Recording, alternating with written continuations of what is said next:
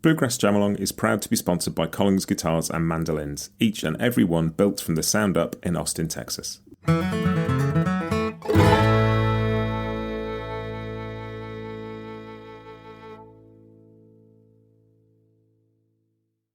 Hi, this is Matt, and you're listening to Bluegrass Jam Along, the podcast for anyone and everyone who loves bluegrass.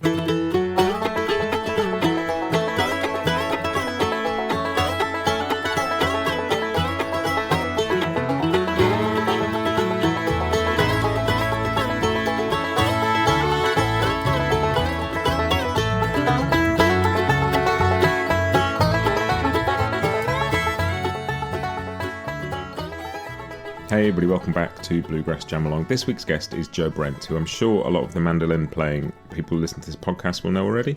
But for those of you who don't, he's a fantastic mandolin player. But the reason he is on the podcast today is to chat about his record label, Adhyâropa Records. And the reason for that is lots of people who've been on this podcast, including Daniel Patrick, Jacob Jolliffe, Joe K. Walsh, Darren Langer's Mr. Sun record, all came out via Adhyâropa. Jason Kaiser, who came on a couple of years ago to chat about Tony Rice, had put a record out through them.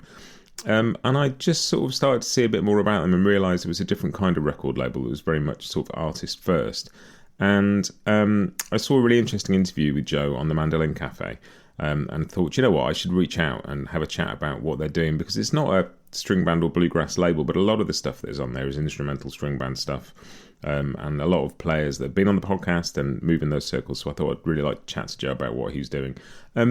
If you're interested in mandolins and string band music, you will enjoy this. But if you are interested in how the record industry works these days and what it takes for musicians to make a living, or how, from a fan perspective, the way we interact with bands and their products supports them or doesn't, or it's just a fascinating conversation about the state of the music business now and how specifically Joe set up Adhyâropa Records to deal with that and put artists kind of at the forefront and empower them again. I hadn't spoken to Joe before, so I didn't really know what to expect, but a fantastic conversation. He's just really engaging and warm and interesting and, you know, just doing some great work. So I really hope you enjoy this one. I'll stick links in the show notes if you are interested in the label. I'll put a link to Adhyâropa's website, but also their Bandcamp, because that's a great place to go and buy music and support artists and the label.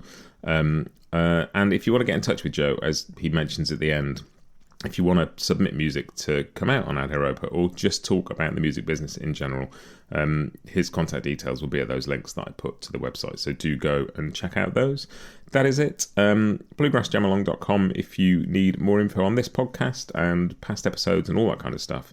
And also, if you want to support Bluegrass Jam Along, two things you can do. One, you can subscribe on Apple Podcasts for 99 cents a month, which is a great way of supporting the podcast. If you just want to help the podcast out without doing that, share an episode, pick an episode you've really liked and send it to your friends. Tell people. Word of mouth is incredibly valuable to me as I keep this podcast moving and growing and continuing.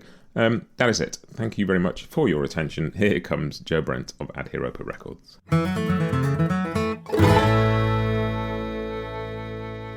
Joe, welcome to Bluegrass Jam Along. Thank you. Thank you so much for having me. It's great to be here. It's really cool. I've been looking forward to this because I've essentially wanted to learn some more about what you do. So many people who've been on the podcast have had records out that you've had a hand in, and I'm very keen to talk about that.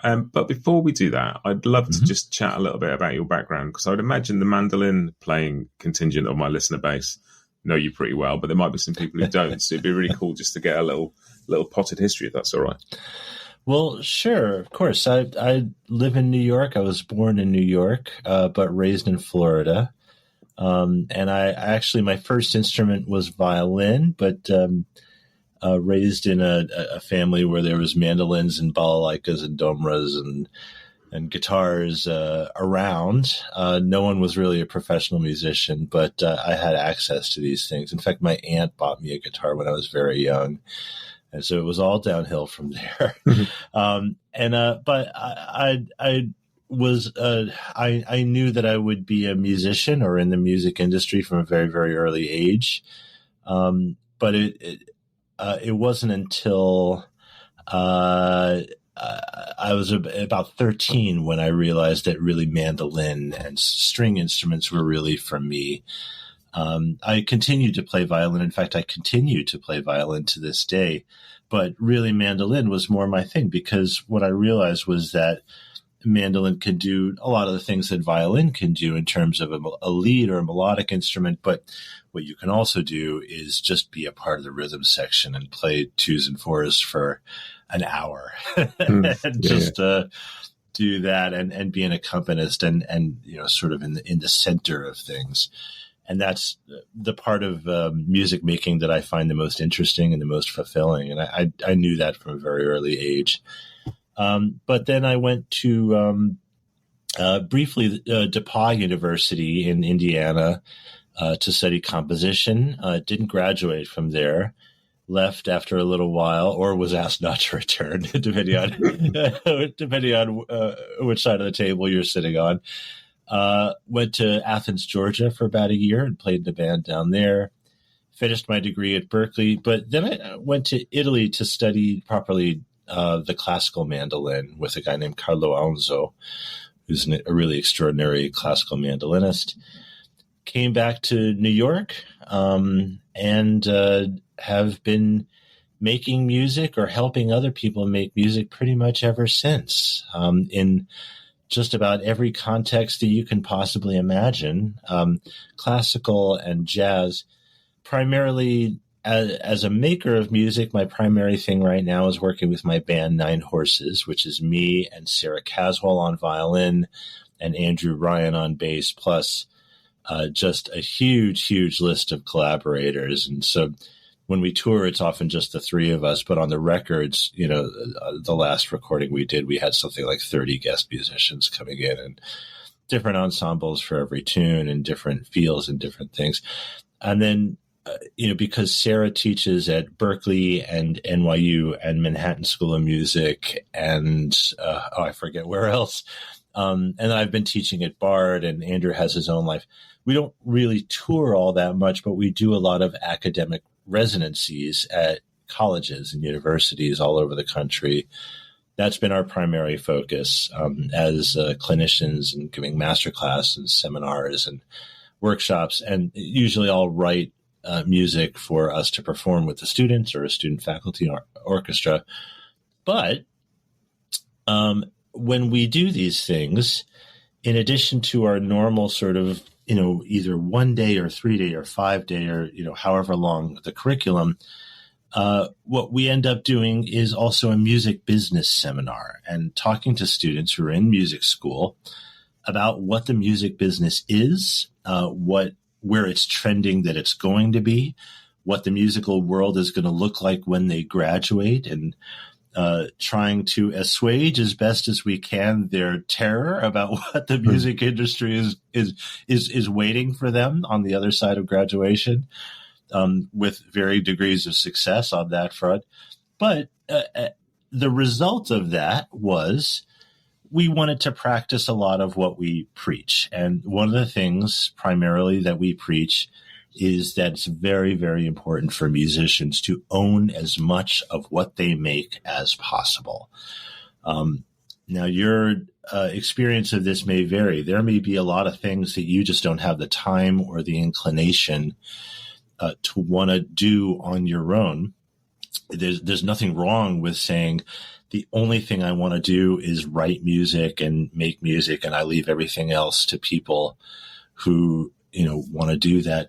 But I think it's very important to really just give of yourself to yourself a little bit, so that you are in control of the music that you make, of the thing that you're putting out into the world that has your name on it, and your soul and your passion. And so that was where really Adhyâropa came from. Was Nine Horses started it as a boutique label, which is, artists will start a boutique label for their own stuff. Almost always they're owned by a bigger record label or are distributed by a bigger record label. Someone like Jason Isbell has Southeastern Records, which is really a boutique label that just does Jason Isbell and isn't owned by anyone else. But when you think of Maverick Records, Madonna's record label is actually owned by Warner Brothers, or, Non-Such is distributed by Warner Brothers, and New Amsterdam is distributed by Non-Such, which is distributed by Warner Brothers. And we really are, Adhyâropa, very much a seed to table thing. And so it really came out of practicing what we preach to students. And then the idea really just kind of grew from there into what it is now. And I certainly didn't foresee any of this happening to the degree and to the extent and with the speed that it's happened. It's been very exciting and very gratifying and a very popular concept, I think, with a lot of people. But I think that the main takeaway from it is that we introduced something which people seem to really identify with and resonate with. I think that the point of it isn't that we did this to rule the world. It's not. It's we want other record labels to be like this. And I just don't see how any of this is possible if they don't do it like this. We'll be right back with you just after this. The long-awaited Hill Country series from Collings Guitars represents a new voice in their acoustic lineup. Rooted deep in the bluegrass world, these new Dreadnought NOM models feature a strong fundamental tone with a dry, warm and woody character that's sure to catch the attention of players who hold the vintage instruments of the 30s in their highest regard. Watch world-class pickers Jake Workman, Kenny Smith and Bob Minner perform with new Hill Country instruments on the Collings Guitars YouTube channel, and learn more at collingsguitars.com.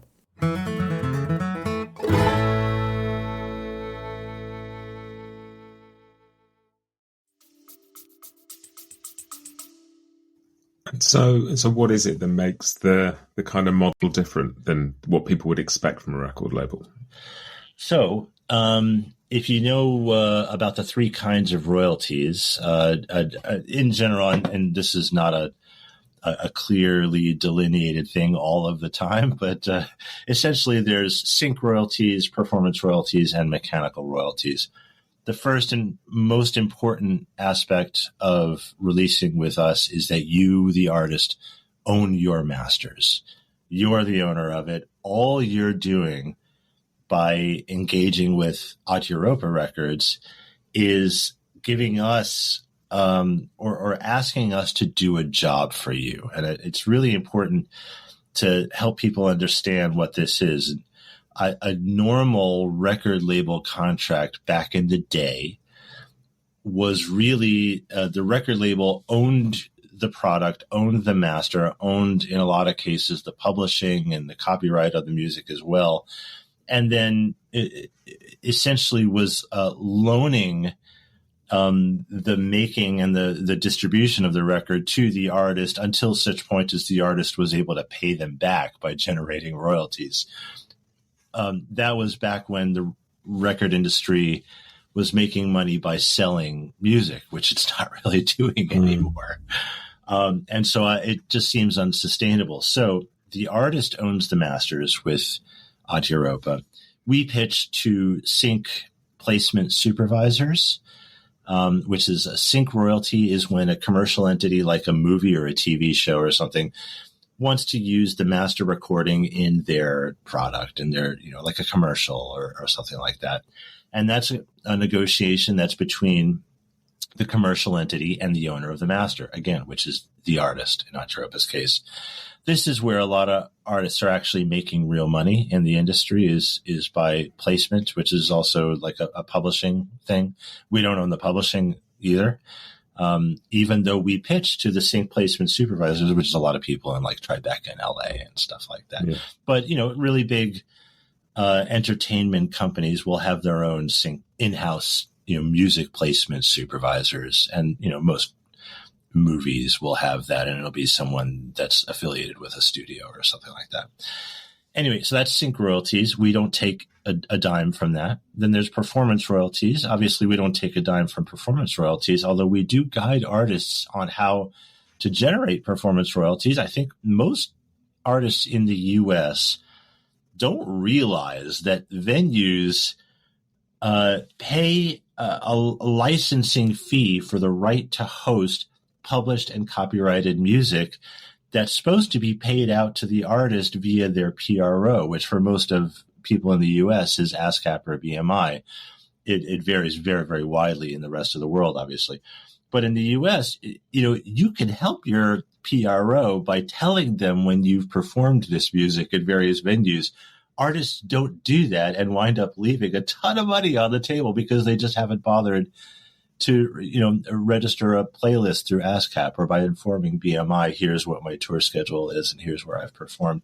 Those are performance royalties, which are supposed to be paid through the PRO to artists. Adhyâropa takes not a dime from that because we are not the publisher of the music. We don't own the masters. We certainly don't own a copyright on any of this stuff. And we don't have a break-even figure on any of this music, which is sort of this nebulous number that record labels use to come up with and tell the artist, well, you have to reach this level of royalty generation before you start to make any money on this album, which is, I think even non-musicians know about that really terrible contract terms that your first contract winds up being. And so a lot of artists, their first record sells millions of copies, but they don't make a dime of it because they're just constantly paying the label back. A lot of this is has to do with the way touring money is generated. Whole other conversation. But to finish this point, the final royalty is mechanical royalties, which is sales and streaming, pretty much. That's basically what a mechanical royalty is. We create digital platforms. We distribute to over 60 DSPs. I think most people know about Spotify and Apple Music, but they don't realize that things like YouTube is a DSP and we distribute to them. All the ones that everybody else does, we do that too, but we take a much, much smaller percentage of mechanical royalties in exchange for pitching to the playlist curators on every single one of those DSPs. My favorite one to mention to artists that they don't realize is a DSP is Peloton. People don't realize everyone knows Spotify doesn't pay artists anything. Apple Music's slightly better, but still kind of insulting and terrible in their own very unique ways. Peloton pays many, many times what Spotify pays. We love it when we get stuff on Peloton because it actually, I think, pays artists quite fairly. So if your music is used in the background of a spin class, we're very happy, and so is the artist. But there's more than 60 of these, and we pitch to the playlist curators on all of them. Take a smaller percentage and essentially do the work of putting the album out, but also don't take so much of the artist's money that doing so creates a situation where the artist can't ever possibly hope to make money doing this. The whole point of this is that the middle class of making music has been utterly hollowed out by the way that the music industry has gone over the past several decades, certainly over the course of my life. I'm about to turn 50 years old, and through my entire lifetime, it's been nothing but trouble for artists. The reason for that is that artists are not organized. And here's where it starts to get a little bit political, but I'm just going to come right out and say it. Adhyâropa is our attempt to seize the means of production, and we are very strong advocates for the fact that organizing is the way for artists to protect themselves and fight back against corporate interests, which have done nothing but make it more and more and more difficult for artists to make a living doing this, to the point where now we are just boiling lobsters all the way down. Young artists don't realize that they were born into a system where the lobster has already boiled. There's no more looking around wondering how bad could this possibly get. We're already there. There's really just a couple of artists at the top that are able to make a living doing this. A lot of them are not as successful financially as you think they are because they have these draconian arrangements with their record labels. And below that, there's nothing. And it's impossible to be a working, touring, recording artist these days in the middle class of just doing this for a living anymore. And it's going to get even worse if we allow them to simply replace us with AI, which they're actively trying to do. So the organization has to come from the record labels, because musicians are not organized in the way that actors and writers are. And I always point to them and say, look, they went on strike last year and they all went on strike together and they got a lot of what they wanted. Musicians are not organized that way.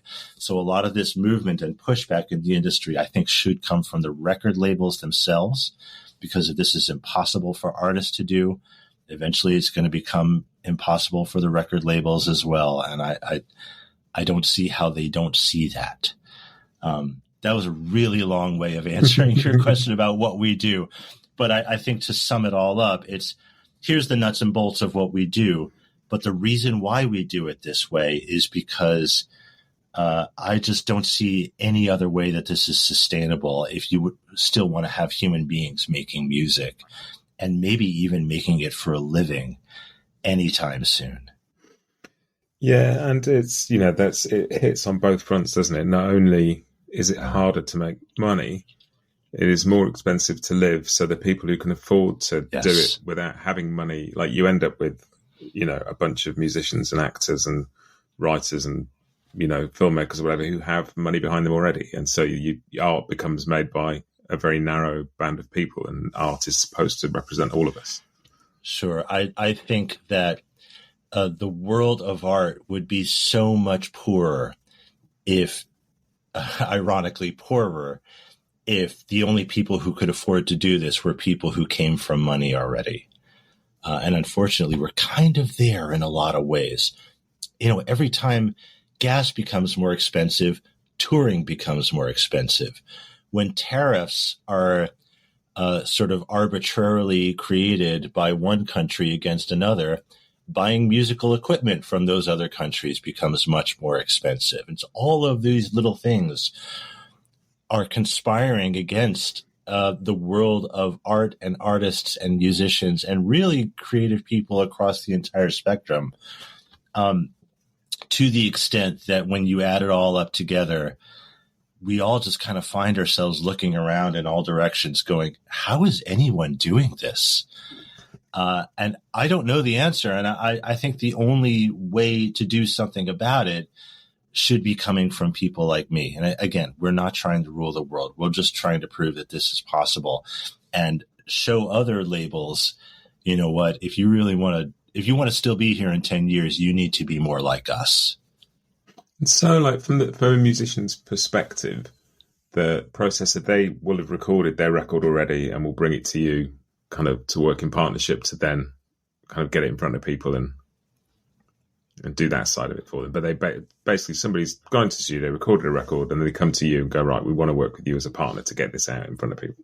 And in terms of the physical side of it then, how does the distribution work? Well, I'm coming to you live from the Adhyâropa Distribution Center. Mm-hmm. We have a little bit of a warehouse just a few blocks away from where I'm sitting, where we stash your stuff and we mail it out to all over the world. I have a couple of physical distribution deals with some partners in Europe, but not that much. Essentially, everything gets sent out from right here. Digital distribution obviously is a whole different ballgame, but I recommend to artists that they at the very least make CDs, because we still really recommend using Bandcamp as your primary platform for selling music, the exchange of money for music, for digital music and for physical items, including merch, including T-shirts, etc. And people who go to Bandcamp understand, I think, by and large, what the idea behind Bandcamp is. It's the ethical platform for supporting music and musicians that you like. By all means, buy the digital download of the record and then go listen to it on a streamer because it's more convenient to do it that way, if that's the way that you want to do it. That's totally fine, so long as the artist is actually making something from this arrangement. But because that's what it is, and people who go there understand that that's what it is, they'll usually just buy whatever is the most expensive thing you got, because what they want to do is support you. So I say, you can make a run of CDs for not that much money. Do it in the paper digipack so that it's not an environmental disaster in case people just buy the CD and then throw it away. It's still not awesome, but it's better than, the jewel case. It's not very expensive. You sell a few of them, you've already made your money back, and you give people the option to do that, and we will ship that for you. However, another arrangement that Adhyâropa has with artists is you print the physical media, meaning CDs, LPs, etc. Send me some inventory to list on storefronts like Bandcamp and our website, but then take the rest on tour with you, which is where you'll sell most of your physical media. Keep 100% of that because you're the one who made that. Those are yours. You're really just letting us, sell this in our storefront like a Walmart, basically. At a gig, people can give you money and then you give them a CD or an LP. But people who want to buy your album and you're not physically present will need someone to ship that to them. And we're happy to do that for you. So there's right there's another way that we're different from a lot of record labels is that we insist that you print your own physical media because that's the only way you'll ever actually make your money back on it. If the label is printing the physical media, you have to buy that stuff from the label at not a huge cost per item, but then you have to sell it at a markup at venues that are also a lot of times taking a cut from the sale, at that venue. And so you have to sell so many records by doing it this way to even break even on this stuff. And what we're saying is you print this stuff, sell it at your gigs, keep 100% of that. Make sure that you are logging the UPC every time you do so that it can be counted towards things like Billboard and Luminate, which is the tracking organization that tracks sales like this. We will do the same, and hopefully we get your stuff out there. LPs are a little bit of a different ball of wax. If you're not touring constantly or are already a fairly big artist, LPs present artists with a bit of a conundrum.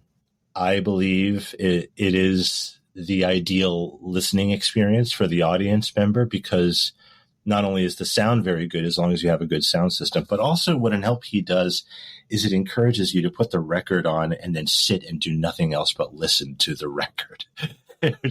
This is how people imagine your music being listened to. Of course, in the real world, it's almost never like that. I know this is an audio medium, but you're looking at me in my personal studio in my home. But if I open up this door behind me, you would see my quite embarrassingly large record collection. I'm one of those sickos for whom those LPs are made. However, they're incredibly expensive. And I understand that for a lot of artists, it might be a vanity thing. There's nothing wrong with that. I did that for my last record. I didn't make a profit off of my stuff. We don't tour enough to sell these things at quantity. So if you're touring a lot and you think you could sell a lot of LPs, you might break even on them because really the only way to make money on LPs is to print thousands of them and then sell them, But if you're only printing a couple hundred, you might break even if you sell them out. However, that's not to say that I don't recommend doing it because to the listener, someone like me, oh boy, is it worth it. It sounds so good. And you get the art and you get the liner notes and it's just really, really wonderful. And I hate the idea that people spend so many thousands and thousands of dollars making an album and can spend years of their lives making this thing. And then people listen to it on those crappy, stupid buds.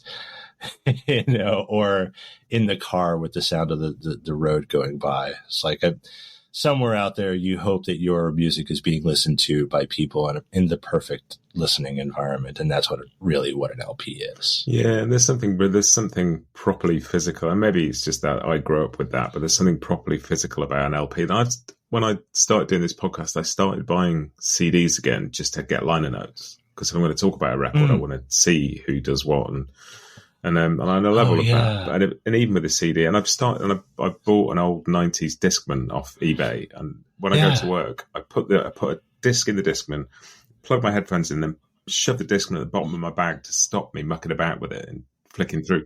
So just to force myself to listen to a record again, because I love an album. Yeah. And some music only works in the context of what is around it, or only works fully in the context of what is around it.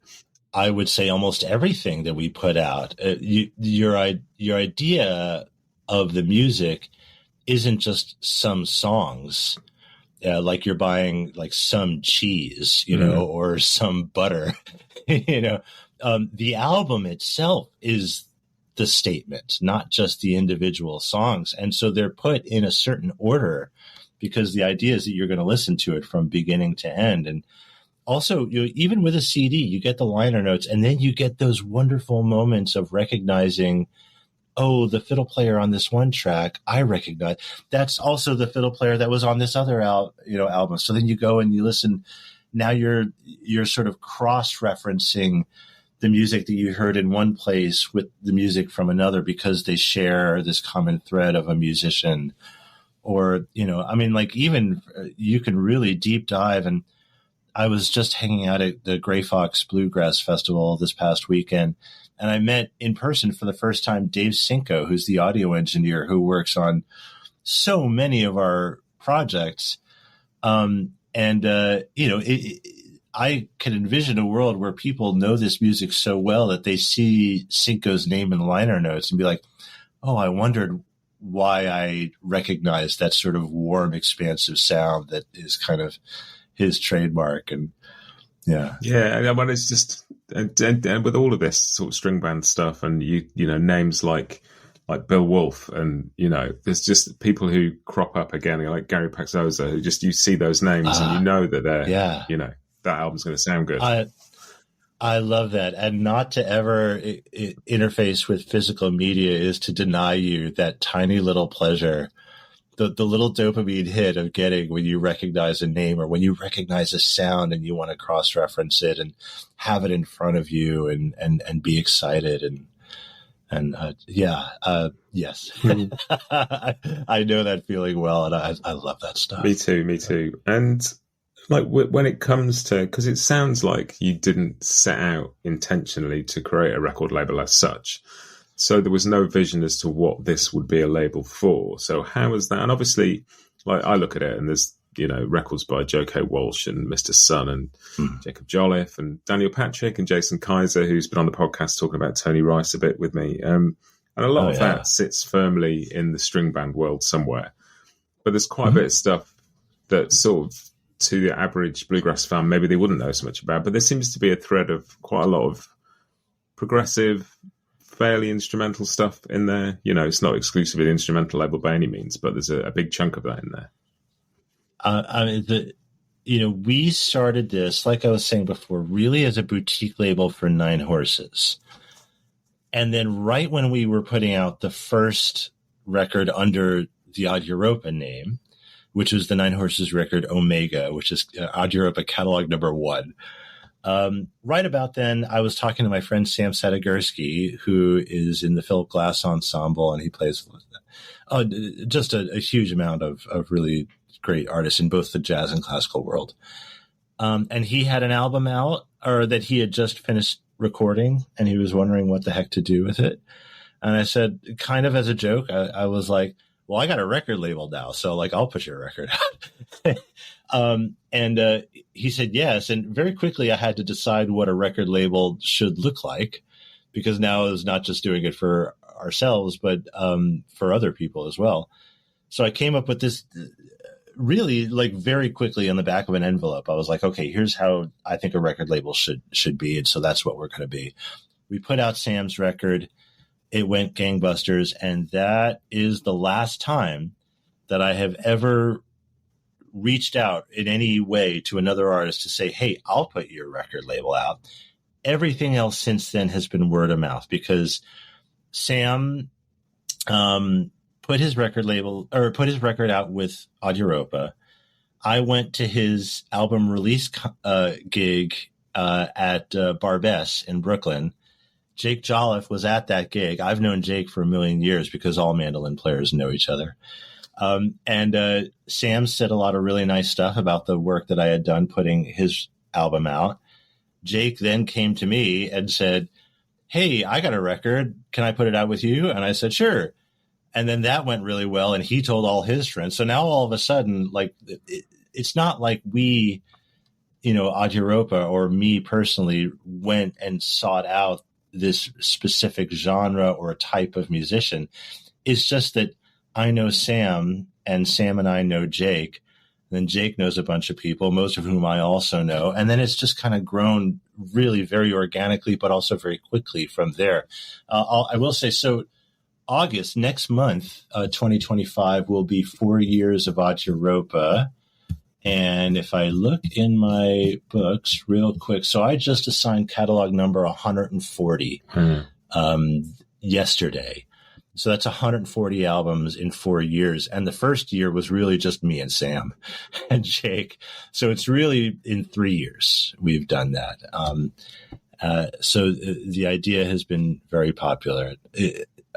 But the through line of it is just people and stuff that I think are cool, or who know us or who know of us. I now get a lot of submissions for people who I don't know, and who don't know anyone that I know. They just know the reputation of Adhyâropa, which is utter currency to me, that reputation is solid enough that I get, sort of ambient electronica artists from Italy reaching out saying, "Hey, Adhyâropa is really cool. Can we put our record out with you?" Or, like last year, we put out a project called the Volcano Listening Project, which is by Leif Karlstrom, who's an amateur fiddle player and sort of adjacent to a lot of the acoustic music scene. But his real job is he's a volcanologist. And not his real job, his main, job. And so what he did for this project was he went around and recorded a lot of volcanoes all over the world and did a data sonification project of like coming up with patterns based on this geological and geothermal data. Wow. And then had like Stash and Billy Contreras and John Mylander improvise over the top of it. And, no offense to anyone, it's my favorite thing that we've ever done. It's the coolest thing. I can't imagine any other record label wanting to do that, which is mind-boggling to me because it's so cool. But, anyone who comes to me, if I have the time to work with them, I'm happy to do so. And it's really just about whether I think it's cool. And I think almost everything is cool because everyone who comes to me is sort of a friend of a friend of a friend of the original group of people that I know are cool. Like I'm always telling people, the analogy I'm always using is a regular record label in the past has been like, well, I'll put it this way. So the way we work is we're a contractor. You hire us, we come and we fix your roof, and then the roof is fixed and we've done our job and that's it. The way other record labels work is they fix your roof, but then they own your house for a period of 5 years or up until it's like a certain your break-even point is reached. And because I'm not putting myself or the artist in the position of having to reach some, in a lot of cases, arbitrary financial plateau before, the ownership of the master transfers or something like that. None of that comes into play. And because of that, we get to be more eclectic and more broad and work with this huge range of artists across acoustic music, across jazz, classical. We have an a cappella pop opera that we put out a few years ago that I think is amazing by Dana Kaufman. It's called Emily and Sue. Just coming up in the next few months, I'm looking at my books, my internal books right now. And can I tell a little story that sort of gets to the heart of like the eclecticism and the broadness of what we do? Yeah, please do. We've put out recently a few albums by Israeli artists. And I really try to stay in my lane and not talk about politics, particularly with artists who are I'm sure, sick of talking about politics. They've made an album just the same as anybody else, and they want to release their album. And however, every once in a while it comes up, and the stuff that the Israeli artists that I work with have to say about the world is completely identical, word for word, to the stuff that I was talking about with the Iranian classical vocalist I'm about to put out. I didn't bring it up, but I won't say this person's name because they're due for an early 2026 release. But an Iranian classical vocalist essentially was saying to me, I have made this project. She lives in Los Angeles. Pretty soon this will be public knowledge, but I don't want to make it public quite yet. She lives in Los Angeles, and she's like, I'm quite popular in Iran, but I'm not allowed to sell my music there.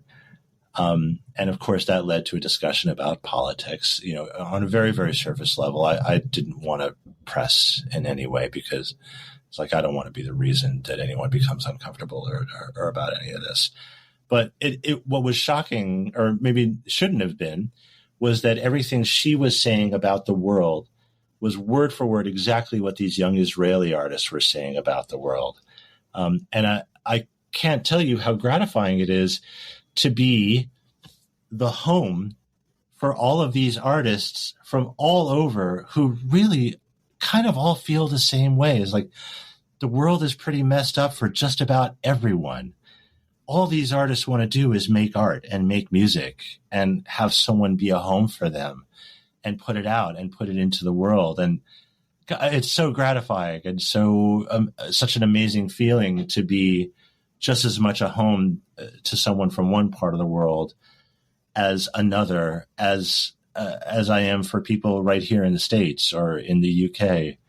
I don't know if you know Claire Cope.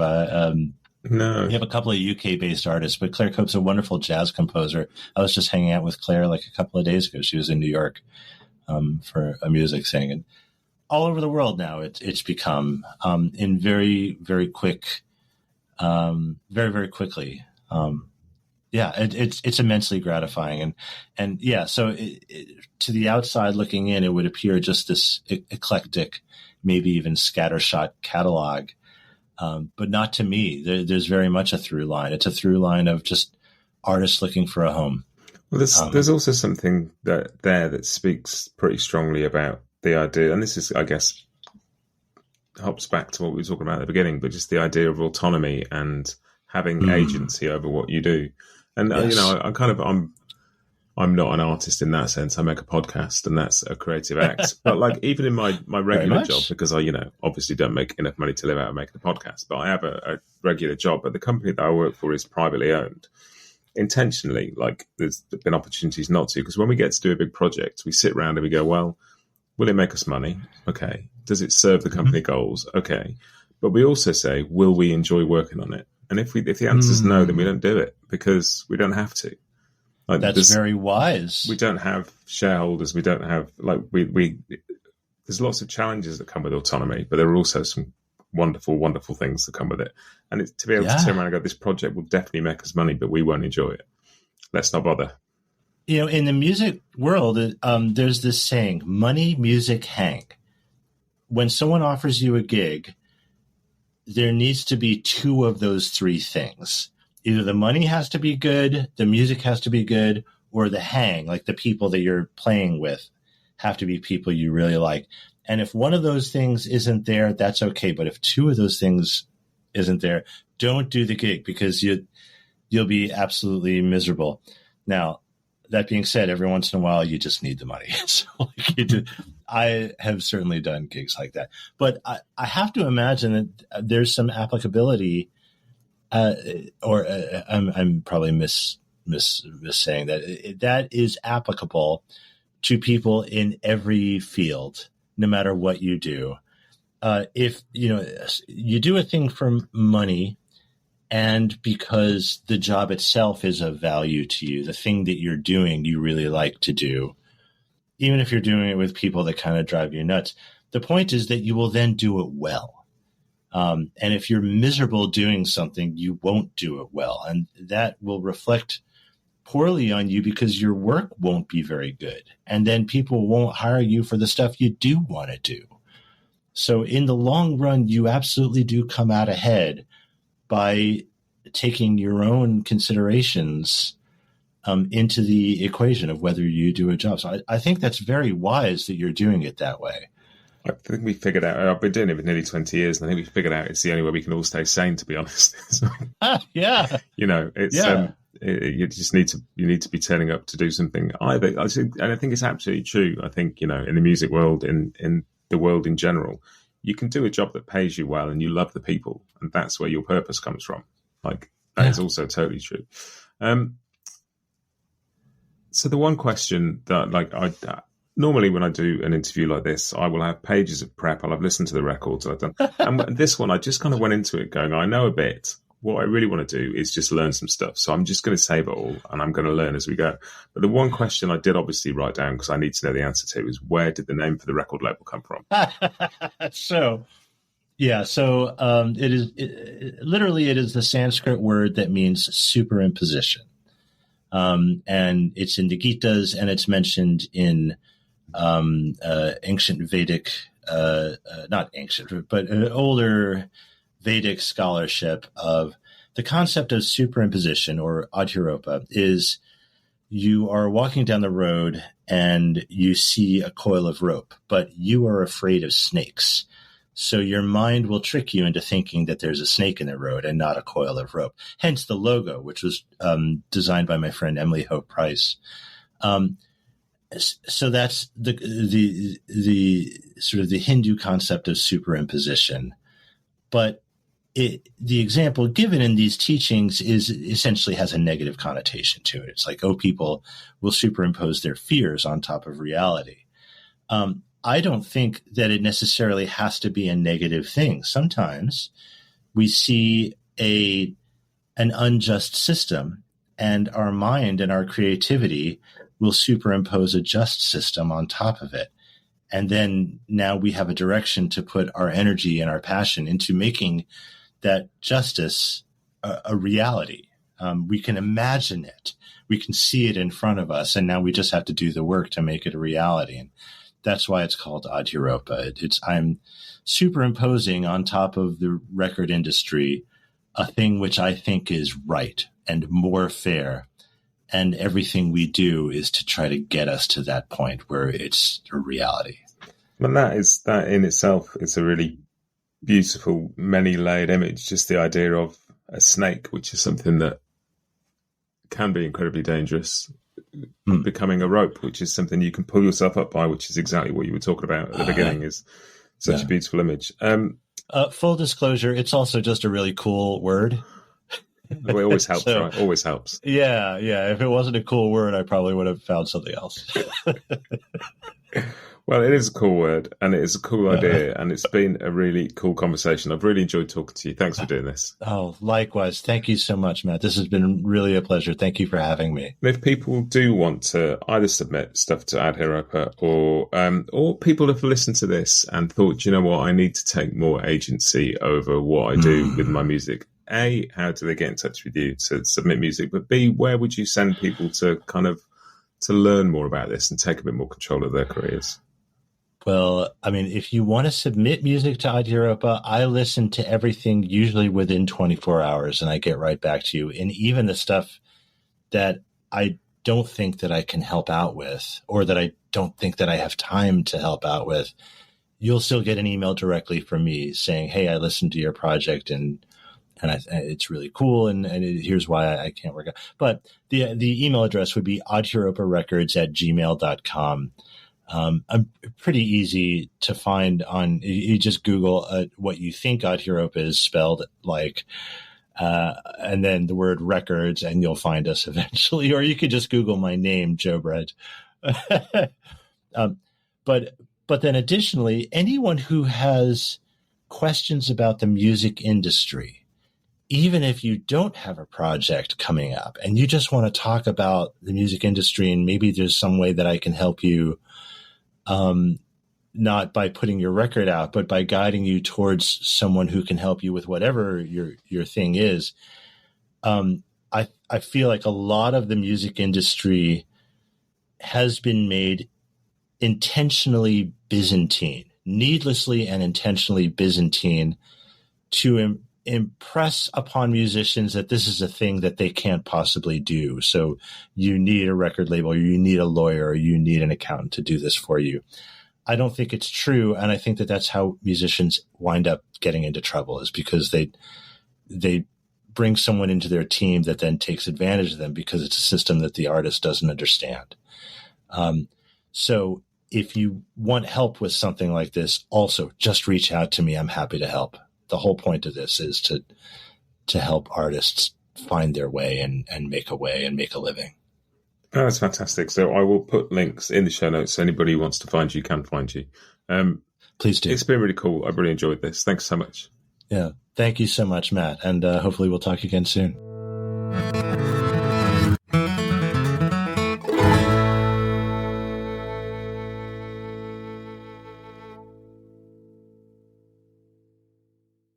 Bluegrass Jam Along is proud to be sponsored by Collins Guitars and Mandolins, each and every one built from the sound up in Austin, Texas.